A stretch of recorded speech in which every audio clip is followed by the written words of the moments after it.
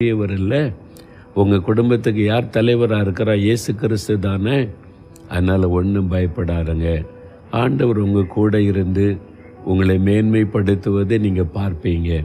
உங்களை சுற்றியில் இருக்கிற மக்களுக்கு மத்தியில் உங்களை கனப்படுத்துவதை நீங்கள் பார்ப்பீங்க.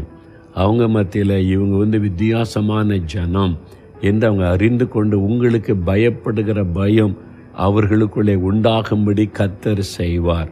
அந்த ஜனங்கள் கண்களுக்கு முன்பாக மோசேயை உயர்த்தின ஆண்டவர், நான் உன் பெயரை பெருமைப்படுத்துவேன் என்று சொன்ன ஆண்டவர், நீங்கள் வசிக்கிற இடத்துல, நீங்கள் வேலை செய்கிற அல்லது பிஸ்னஸ் செய்கிற இடத்துல நீங்கள் கனப்படுத்தப்படும்படி கர்த்தர் அற்புதம் செய்வார்.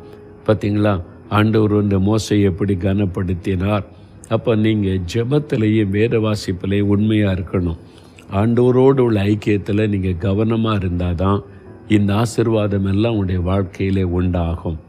ஆண்டவர் வாக்கு கொடுத்திருக்கிறார், உன் பெயரை நான் பெருமைப்படுத்துவேன்.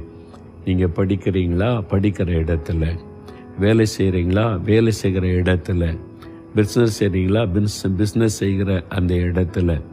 நீங்கள் என்ன செய்து கொண்டிருந்தாலும் சமுதாயத்தில் உங்களை சுற்றி இருக்கிற மக்கள் மத்தியில் உங்கள் பெயரை பெருமைப்படுத்துவாரா?